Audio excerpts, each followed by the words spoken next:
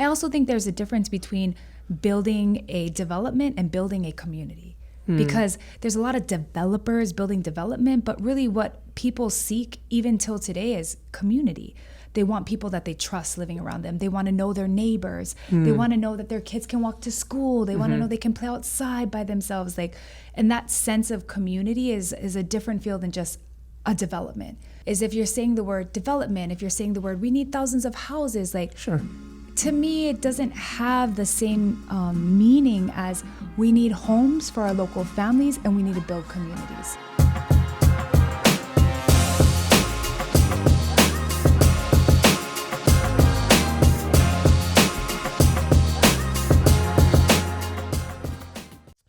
Aloha, everybody, and welcome back to another episode of the Home Keys Hawaii podcast. Thank you for tuning in, spending time with us, and learning a little bit more about Hawaii housing, and some solutions we have for you there. Today we have a great privilege of having someone who I think is super influential here with our local people in local politics, and someone that can really maybe pull back the curtain and help us understand a little bit more about the challenges we deal, and hopefully add a little bit more solutions to make things easier. So before I get started though, for everyone who's tuning in for the first time, make sure you like, subscribe, do all of that good stuff. We're gonna be here to try to provide as much information about Hawaii real estate and Hawaii in general to help you and your family really be successful. But enough of me, I'm talking way too much already. I'd like to introduce our guest today, Miss Andria Tupola. So I'm not going to introduce you because I'll let you do that yourself. But Andrew, thank you so much for spending time with us today. And I know you're a super busy person, so I appreciate the time that you took out to be with us. So if you don't mind, Andrea, if you can just maybe introduce yourself, maybe for those very little people who don't know who you are, which there probably isn't a whole lot, but for those who don't, if you don't mind maybe introducing your background and how you got into politics and maybe some of the stuff you're doing now. Okay, well, my name is Andria Tupola. I was born in Kahuku, raised in Hawaii Kai. I'm a Kamehameha graduate, song contest director. I went to BYU Provo. After that, I did a mission for my church in Venezuela. Nice. Got my master's at University of Hawaii in music. I'm a choir teacher. Yes, I have a doctorate in music education from University of Hawaii. So I taught at Leeward as well as UH West Oahu for some years before I ran for office. I ran for office in 2014. Okay. Won my first time. I served in the state ledge for 4 years. And I represented the West Side. Yep, District 43, and I loved it. That little small short time I had in the state ledge, I was like, this place is so frustrating. And then I was like, boom, I'm going to run for governor. People are like, you're nuts, man. I am. So I ran in 2018 for governor. It was one of the hardest things I've ever done. I think maybe being a mom and a wife is the hardest thing I've ever done. But running for governor, I was 37, raised $500,000. I made it all the way to the end. I was the last person against former Governor David Ige. Great experience. You know, it's statewide, so on all the islands and all the communities, learned a lot about the issues across our state. And then I was unsuccessful, got 33%. I took a little time off, ran for city council in 2020, been a city council member for 3 years now. Nice. So very, very diverse background. So how do you get from music into the state legislation? Like, where does that connection come from? What prompted you to get into that point?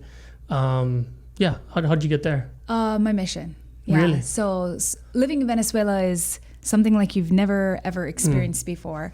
It's definitely a third world country. It definitely has its political challenges. You have to be political to live there because at the time when I was there, between 2003 and 2004, Hugo Chavez was the president. They were definitely giving free housing, free medical, free education to the lowest socioeconomic class. They had a strong grip on the election because he would get reelected year after year after year because of all the free things that he gave. But over time, it really depreciated work ethic in the country because the harder you work, the more is taken from you, right? So Venezuela has its troubles. You know, lots of people have exiled out of the country. There's still a lot of political uprising going on in there. So what I saw was something I never wanted to experience again. Okay. So I come back to the United States, and every now and then people talk about those types of concepts, right? Every now and then they'll bring up, well, if everything was just free, like there is a detriment when you have free things. And like, I think that is something that people don't take into consideration, that work and productivity is what builds a society of productive people. And so when I came back to the United States, I was very aware of political topics, what people were suggesting in the news. And so I helped a presidential candidate in 2010. He was unsuccessful. I decided that I'd still stay involved. And the more involved I stayed, the more people were like, you should run for office. I was like, what the heck is that? And I had a 2 and a 3-year-old. So I thought maybe PTA or AYSO would be a better choice. But I did a little research and I was like, okay, running for office doesn't seem that bad. And so I went to a few events. Lots of people asked me. And of course, I prayed about it. And I kept getting this feeling like I should do it. So I told my husband and he was like, this is the stupidest idea you've ever had. But I told him that it was something that I felt like I needed to do. I didn't know where it was going to take, but I said, I think I should run for office. So I did run for office at BYU. I was the student body vice president. I don't know if that counts for anything. Yeah, that counts. I had a little bit of experience of campaigning in the snow. And so I won. And then, it's just one of those things where it's like, hypothetically, you think like, I can do all these things. And then when you get into it, you're like, whoa, this is tough. Yeah. So that's how it all happened. Crazy. That's what. So I think there's a lot of benefit from someone that doesn't have a political background, that comes in with fresh ideas, fresh perspective, right? Rather than seeing all these career politicians who are in there for a long time, who's been kind of just running that same hamster wheel forever, which we've seen a lot of in our government locally, at least. At least from outside looking in, that's my perspective. Like someone like you coming in fresh with new ideas, really connecting with the people, which is kind of what I wanted to ask. So what I've noticed recently is there's a lot of politicians now. Everybody's on social media, right? Everybody. I mean, we're doing this for content and for social media and getting ourselves out there.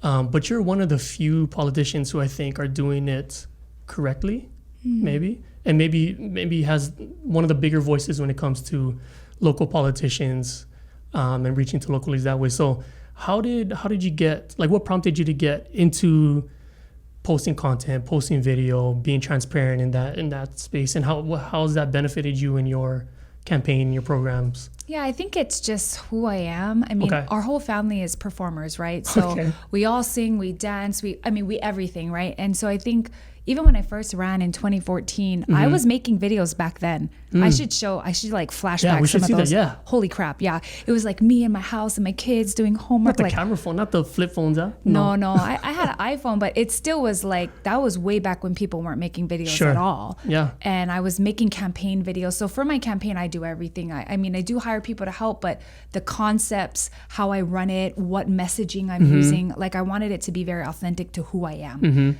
And so I was very strict with myself and my team about like that.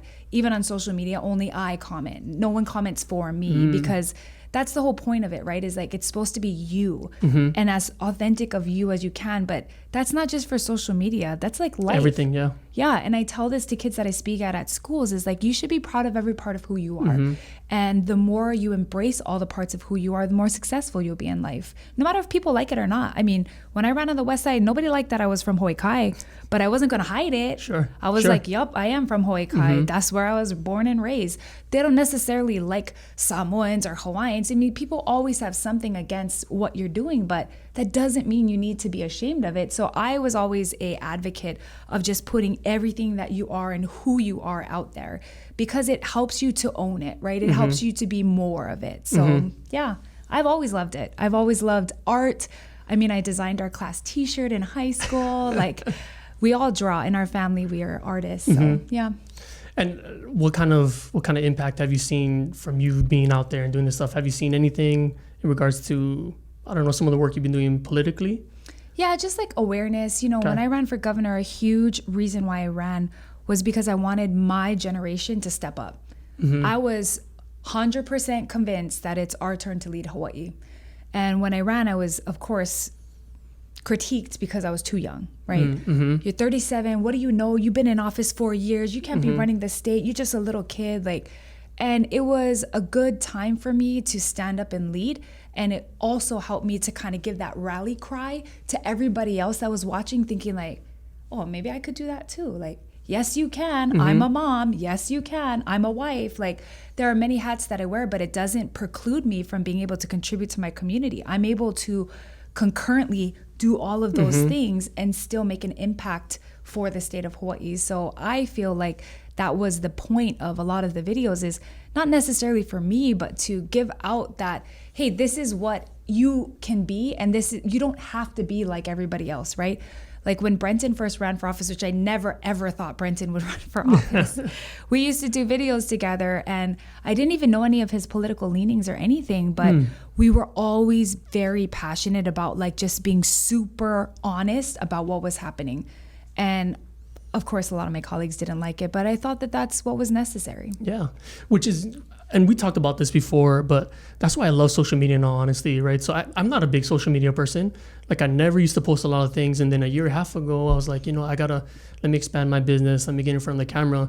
But what I love about it is in the beginning, it took a while for me to figure out what my voice is. Yeah. That does takes a lot of practice, like getting in front of it, figuring out what works, what doesn't. But once I found like what my voice was and what I can say that can connect with people, I feel like that's when things really start to take off. Because like you said, you don't have to be fake. Like you can be, there's so much people that. We encourage you not to be fake. Yeah, 100%. At the end of this, just don't be fake. We'll just end the podcast there. But yeah, as long as you're authentic and you're your true self, you're going to find the right people that resonate with you and your message. They're going to follow you and they're going to support whatever you're doing if they can see that's your real self. Well, and I think when you're talking about voice, because I'm a voice teacher and that's my major, that's my content area, it was a huge part of what I learned in college too, because I came out of Hawaii, I sang Hawaiian music, but at BYU, they wanted me to sing Italian, German, all these different languages that I was like, that's not who I am. I used to tell my professors that, I can't sing that music because that's not who I am. But the professors were like, you're just going to flunk then.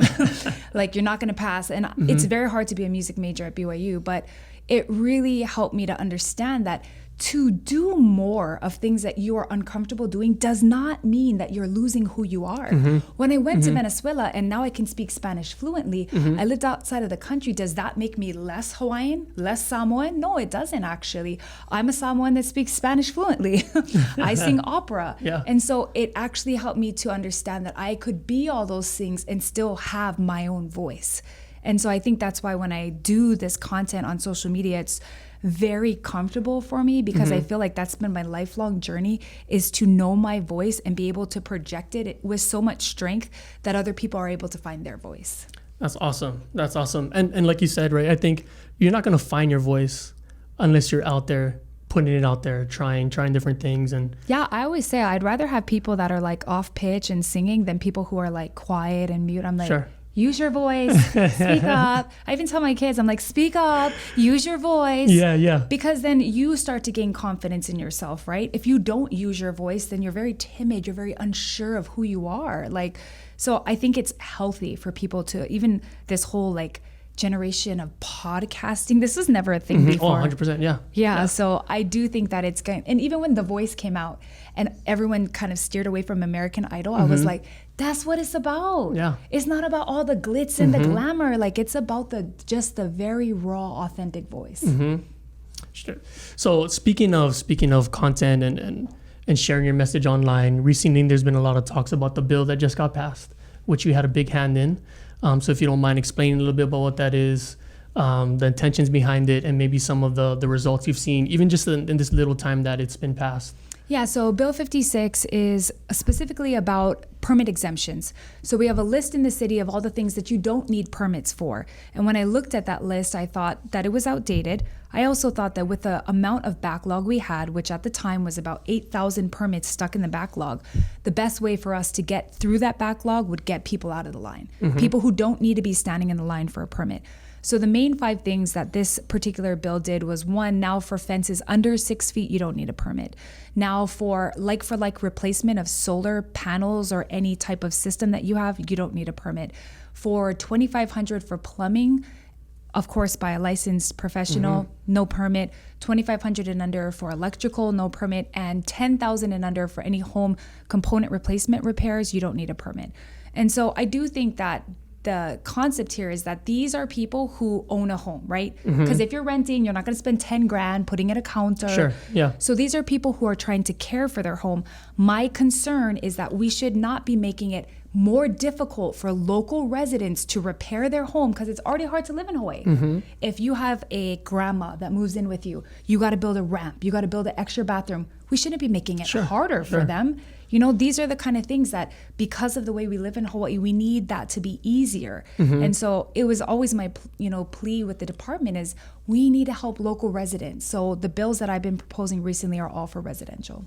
Yeah, and so personal story. So the house that we bought in Wahiawa about 2.5, 3 years ago. So our home was built in 1932. Oh, wow. So it's almost like we're coming up to almost 100 years now. Ooh. But we loved it because it has the original charm, the old traditional architecture that they don't have nowadays. We got hardwood roofs. I mean, not roofs, hardwood ceilings. It's real beautiful. But of course, when we moved in, like we're touching the walls and things are shaking. So we're like, so I called my in-laws. I said, let's get in there and let's renovate. Replace the windows, reinforce some of the walls.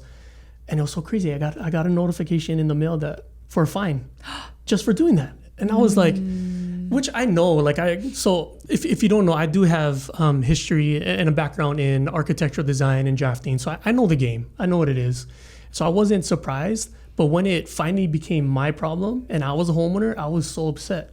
I was like, man, I'm trying to keep this home up. It's old. If I don't do anything to it in the next 10 or something years, it's probably going to fall down. Right.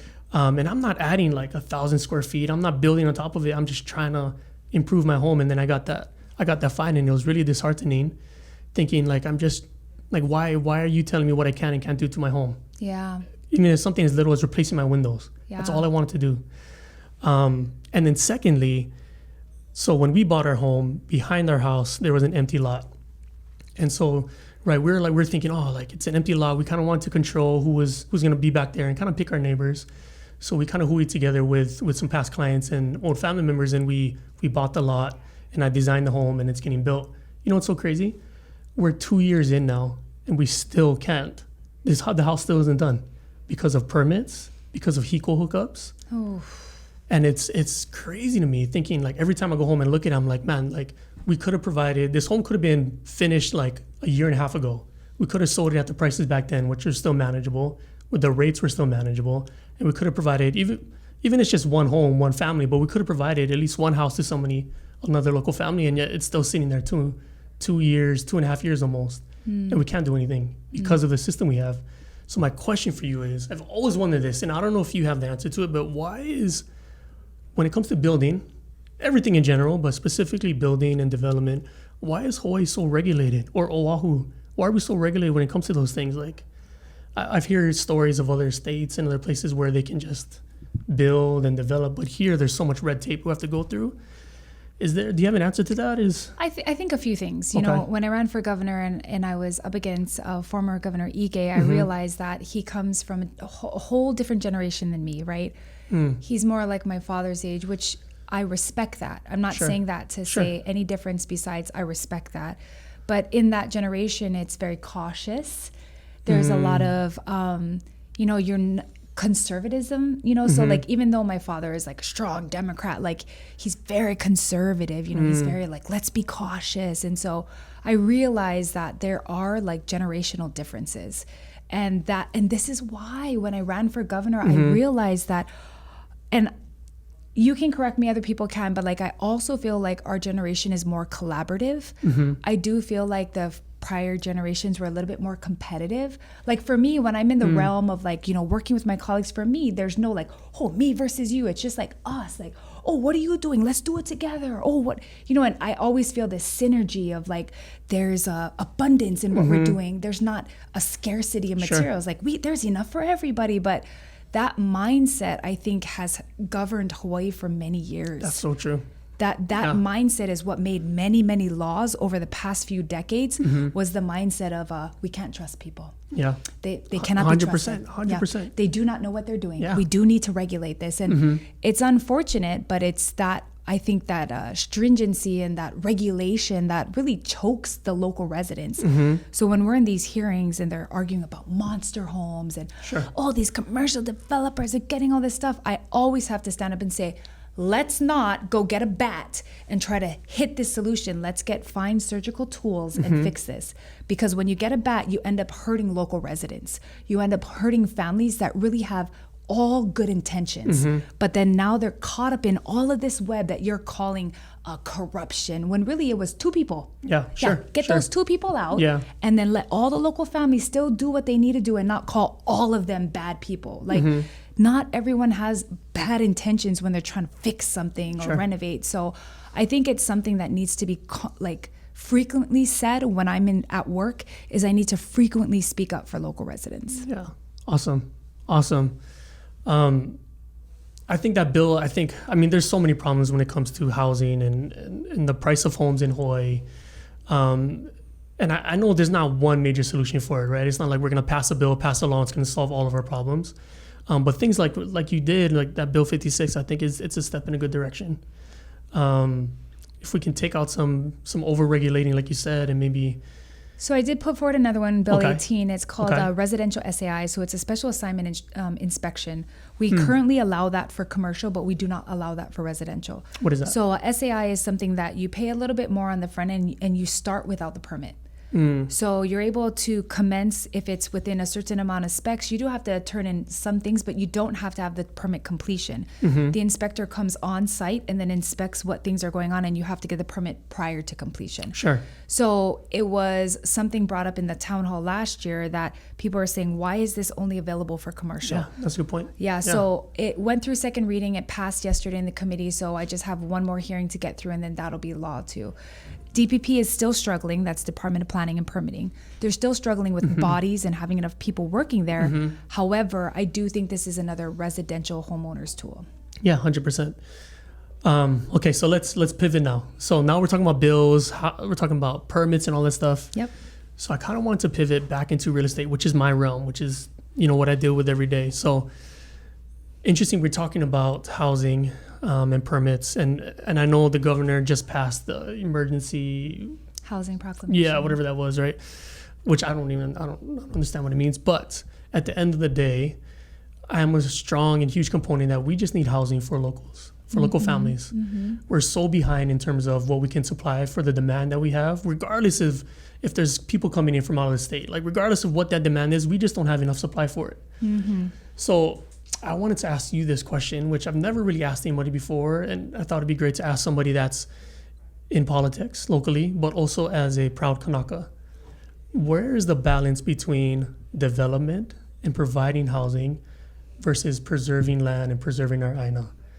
Where is that balance? Is there one? Can we do both? I just don't know. I don't know the answer. I just want to kind of maybe talk to you about that, and I don't know if you have any thoughts on that. Yeah, I have tons of thoughts. Okay, perfect. I think that there is a difference between building a home and building a house, right?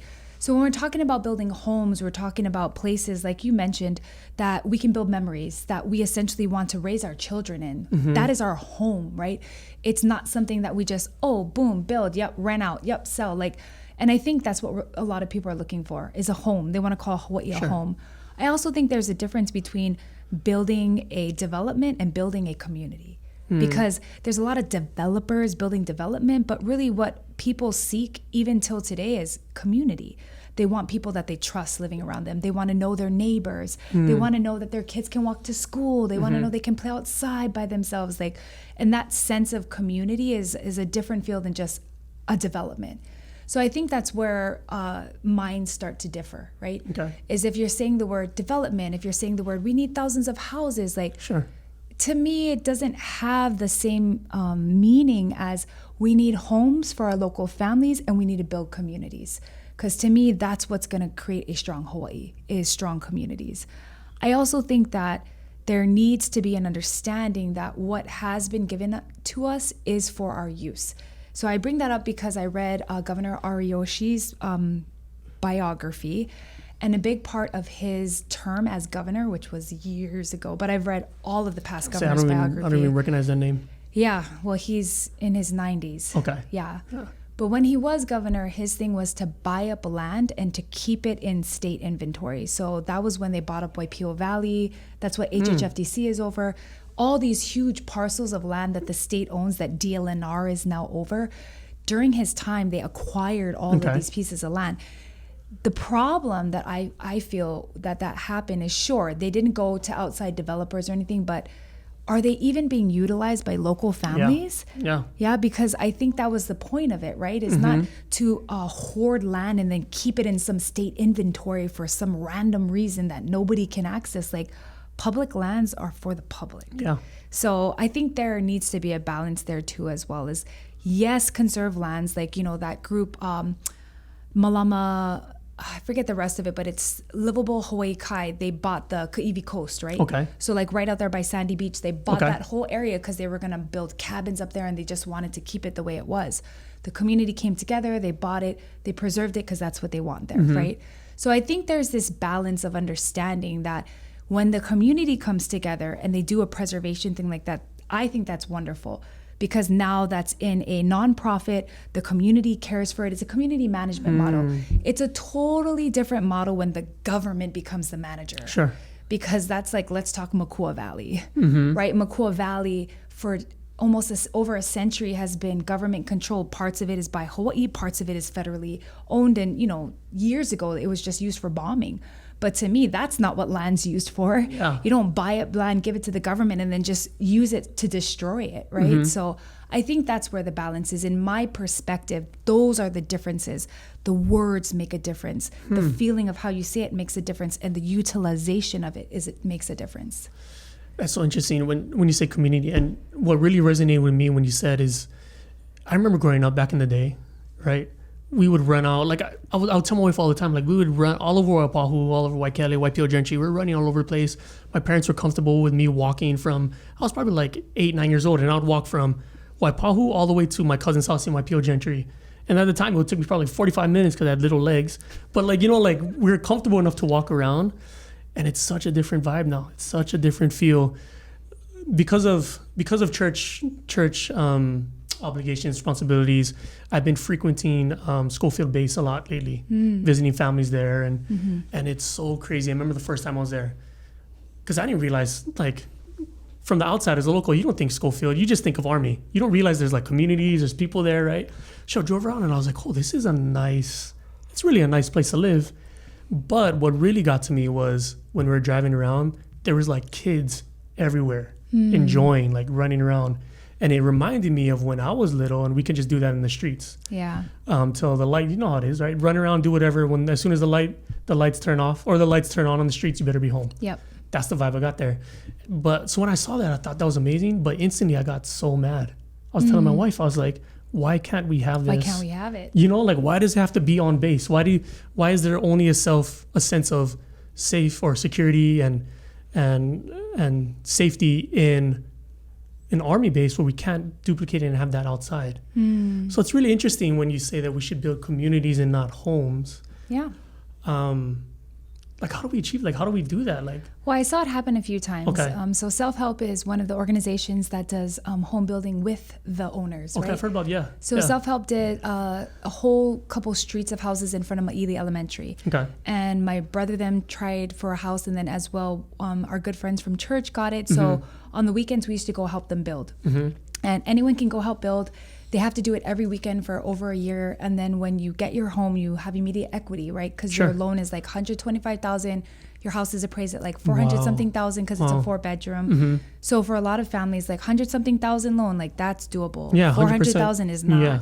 So, and even one of my friends that got it, she was pregnant and she went every weekend and built her house. Wow. Built her house as a pregnant lady up on the roof. I was like, girl, I mean, like, that's how you build a home. Like, and not only did they build it, but now they know how to fix everything. Sure. Because they did the roof, they did the sidewalls, they did like, so to me, that is a community. Because when I go there, I mean, all of those people have blood, sweat, and tears together. Yeah. Their neighbors, they saw each other every weekend for a whole year. Like, you better believe these guys watch each other's back. Yeah, 100%. So it has that vibe over there. And that's not everywhere, right? Because there's other older communities where people kind of come in here and there. So I have seen it happen every now and then where a community gets built and the people who invest and put the work into it are the ones that build up and make it what it is. So Yeah, like you said, they're building and they're gaining instant equity in their home, but they're rubbing shoulders with their neighbors. They're working with the neighbors, so they're building and gaining instant equity in their community.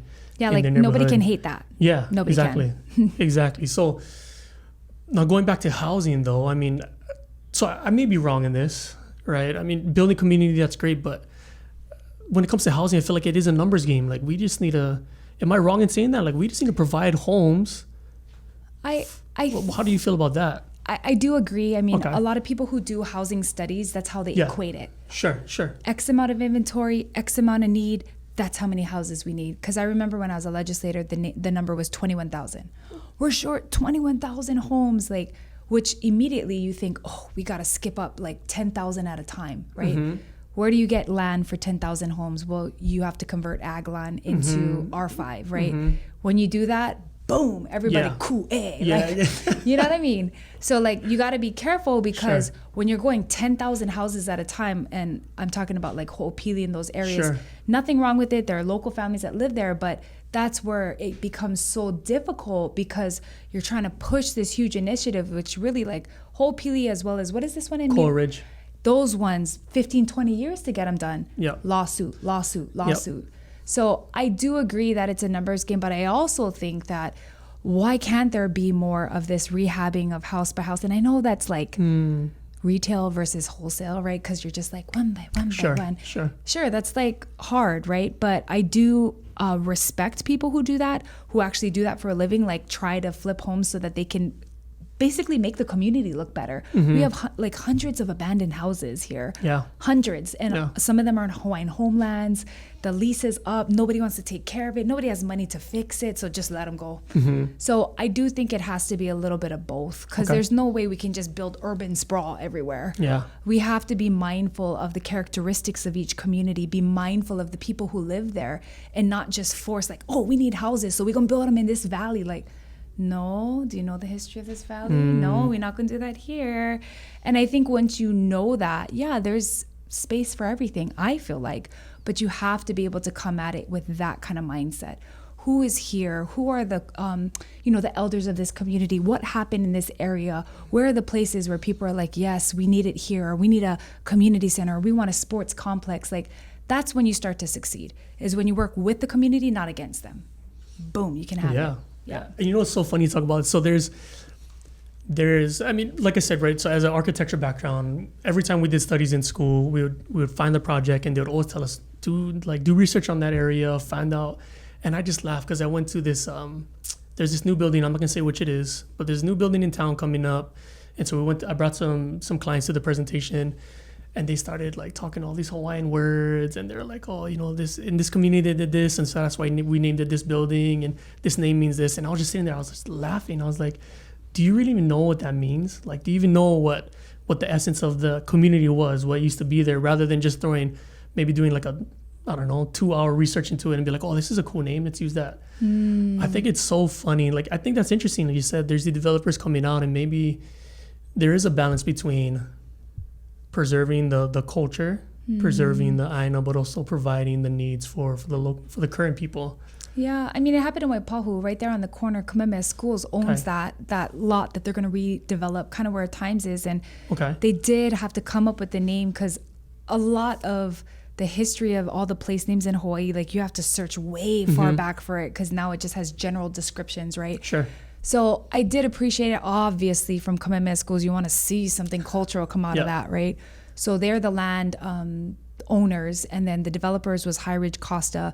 And then when they came out with the proposal of what they were doing, I was actually shocked. They were actually able to come up and pencil out their development to be affordable. Like, I can't say that about all of the developers that come forward. That one, I was like, that's affordable. I was like, how did you guys get that to pencil out? You have to go through all kinds of things because you have your possible 501c3 loans. You can also you can get a TEFRA loan. It's a government grant. That's actually what I helped a charter school in Kapolei get.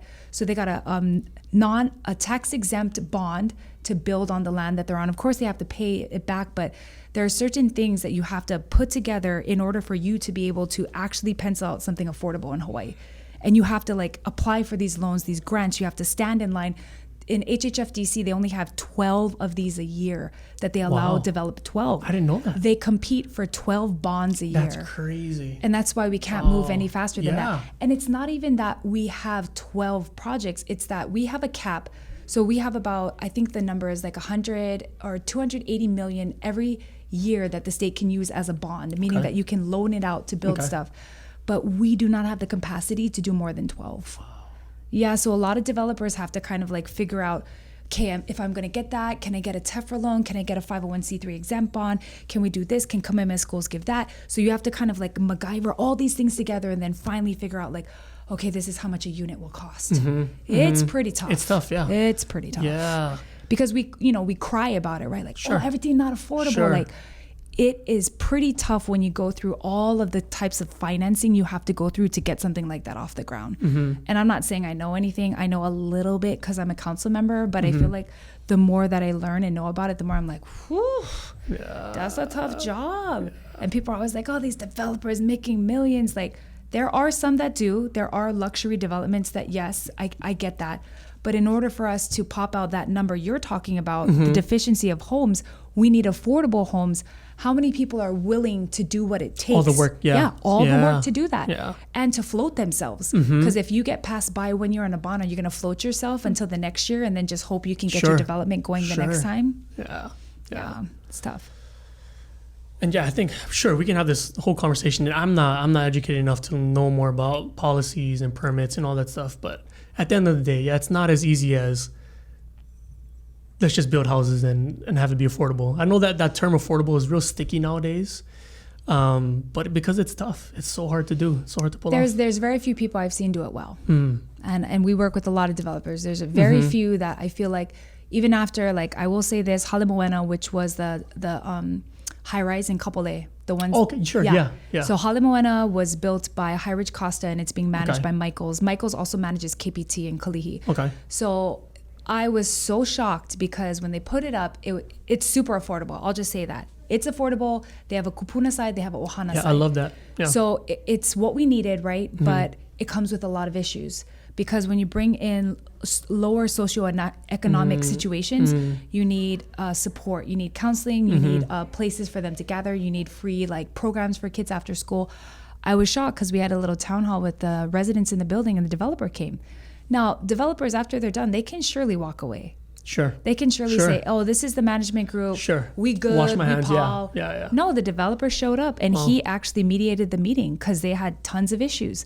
They had issues with security. They had issues with elevators. They had issues with visitors. And I'm not saying it's easy to manage a building of 400. It's not easy. Yeah.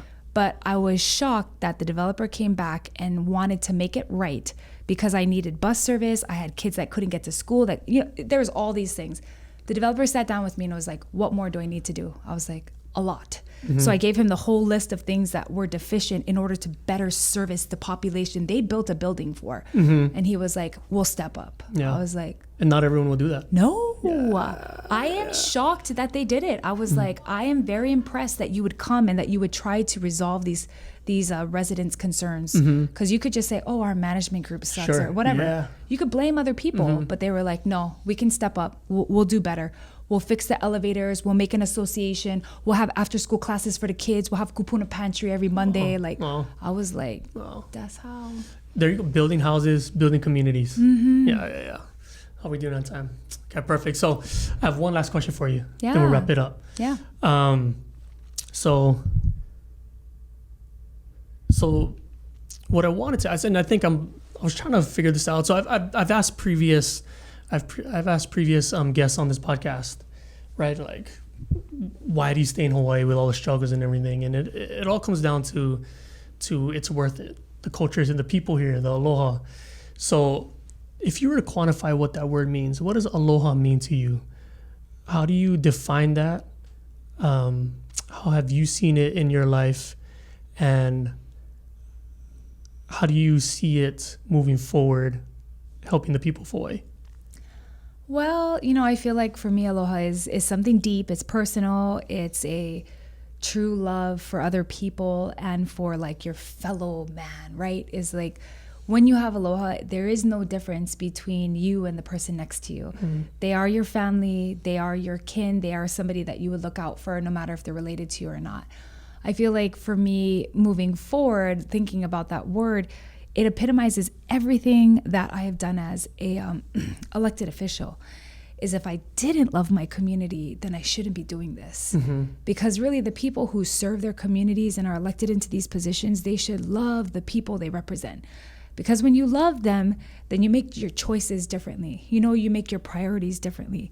And so I feel like that is essentially something that has become who I am, is somebody that does love the people of Hawaii, love my community, but someone that wants to stay here to continue to perpetuate that love.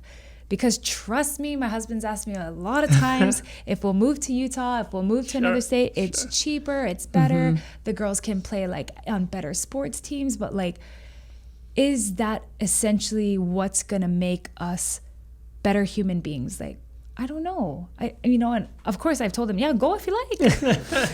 You want to move? Go, take the kids. I was like, I could be right here saving Hawaii. Don't worry about me.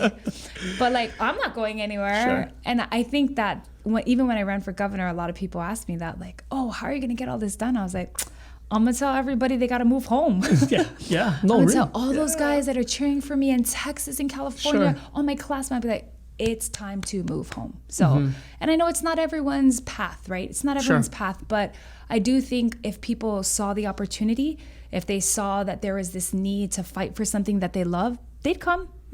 They'd come. Yeah. So I definitely am in it to win it. So you won't see me moving from Hawaii anytime soon. There you go.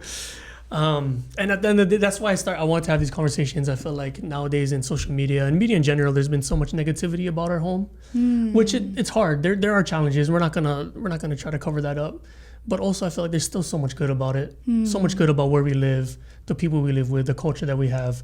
That we got to keep pumping up these conversations and say it's worth it. But more than that, it's possible to be here, to live here, and to thrive. I think that mindset is what we need. You know. Even believing that you can afford to live here, that's first step. When we first bought our home, we were 30 years old. It was in 2010. We bought a house in Sea Country on a short sale. I remember my husband was just starting in the police academy. I was teaching piano. I didn't even have a full-time job. I was having 2 children at home. I was a stay-at-home mom. My dad said, you should look into buying a house. This was in 2018. I was like, 2008. I said, sorry, who's going to be buying the house? He's like, oh, your husband just got a job. I was like, oh, we're not going to be able to afford a house with that kind of salary. So we started looking around 2009, and that's like right during the recession. Right? Yeah. At the time, I didn't know anything was happening. I was just like, oh my gosh, my mom and dad want me to buy a house. We were renting in Waipio from my auntie. It was $1,400, was a townhouse, was good for us. We had 2 little kids. So when we found that house, I remember when we drove out there, my husband was stationed in that area. He's like, oh, we should go look at this place. It kind of reminds me of the homes we lived in Utah, central air, garage, there's a pool, there's a community center. And I had never been that far west. Okay, I'm just gonna be honest. I was like, where are we going? After we passed Colina, I was like, turn it around. So when we got out there, of course, I was like, what is this? And yeah, the house that we eventually ended up buying, as soon as we walked into it, we had that feeling. I looked at him and I was like, I think we're supposed to live here. He was like, I'm getting that feeling too.